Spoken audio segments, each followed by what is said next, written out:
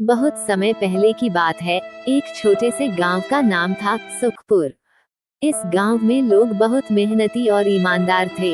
इसी गांव में एक लालची किसान हरिहर भी रहता था। हरिहर के पास काफी संपत्ति और जानवर थे, लेकिन उसका दिल बहुत कठोर और लालची था। उसकी लालच के कारण गांव के लोग उससे दूर रहते थे। हरिहर के पास एक सुंदर और दुधारू गाय थी, जिसका नाम गौरी था। गौरी गर्भवती थी और कुछ ही दिनों में बछड़े को जन्म देने वाली थी। हरिहर इस बात से बहुत खुश था, क्योंकि वह जानता था कि बछड़े के जन्म के बाद उसे और अधिक दूध मिलेगा और वह इसे बेचकर अधिक पैसा कमा सकेगा। गौरी के साथ एक और जानवर था, बेल, जो कि हरिहर के खेत में हल जोतने का काम करता था। बेल बहुत मेहनती और वफादार था। उसने हमेशा हरिहर के हर काम में मदद की थी, लेकिन हरिहर ने कभी भी बेल की मेहनत की कद्र नहीं की और हमेशा उसे और अधिक काम करने के लिए धकेलता रहता था। एक दिन जब गौरी ने बछड़े को जन्म दिया, हरिहर बहुत खुश हुआ। उसने तुरंत ही बछड़े को बेचने की योजना बनाई, ताकि वो उससे अच्छा पैसा कमा सके। उसने गांव के बाजार में बछड़े को बेचने के लिए घोषणा कर दी। गांव के लोग हरिहर के लालच से अच्छी तरह वाकिफ थे, इसलिए उन्होंने उसकी इस योजना का विरोध किया। उन्होंने कहा, हरिहर, ये बछड़ा अभी बहुत छोटा है, इसे अपनी माँ के साथ कुछ समय रहने दो। लेकिन हरिहर ने किसी की नहीं सुनी। उसने तुरंत बछड़े को बाजार में बेच दिया और उससे अच्छी रकम कमा ली। गौरी अपने बछड़े के बिना बहुत दुखी हो गई। वह दिन रात अपने बछड़े को याद करती और उसकी खोज में इधर उधर भटकती रहती।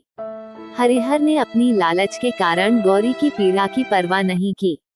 उसने गौरी से और अधिक दूध निकालना शुरू कर दिया और उसे बाजार में बेचकर और अधिक पैसा कमाना शुरू कर दिया। लेकिन गौरी दिन प्रतिदिन कमजोर होती जा रही थी। उसकी सेहत बिगड़ने लगी और वह बहुत दुखी रहने लगी। बेल ने गौरी की हालत देखी और बहुत दुखी हुआ। उसने सोचा कि उसे हरिहर के इस अन्याय का विरोध करना चाहिए, लेकिन वह जानता था कि हरिहर बहुत कठोर और लालची है, इसलिए उसे एक योजना बनानी पड़ी। एक दिन जब हरिहर ने बेल को हल जोतने के लिए तैयार किया, बेल ने सोचा कि अब उसे अपनी योजना को अंजाम देना चाहिए। वो हल जोतते समय अचानक रुक गया और जमीन पर लेट गया। हरिहर ने बहुत कोशिश की, लेकिन बेल ने हिलने से मना कर दिया। हरिहर ने उसे मारने की धमकी भी दी, लेकिन बेल ने कोई प्रतिक्रिया नहीं दी।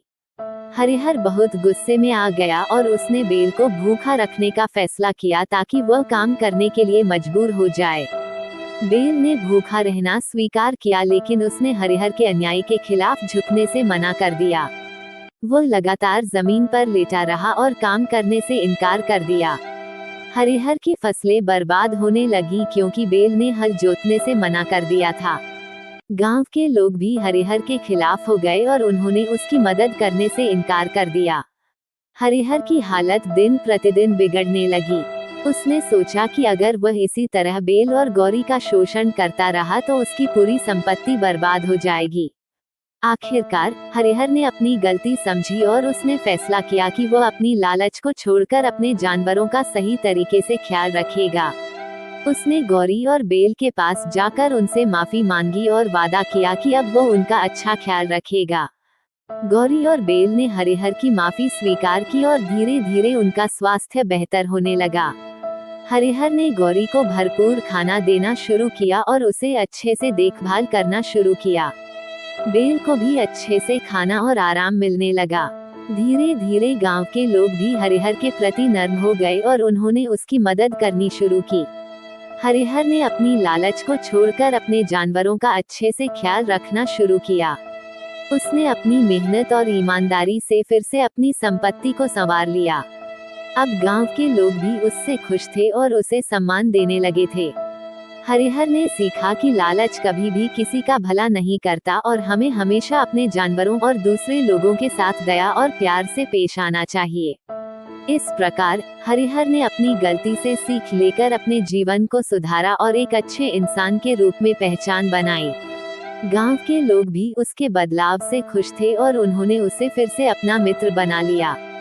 गौरी और बेल भी खुश थे और उन्होंने हरिहर के साथ खुशी खुशी जीवन बिताया। 4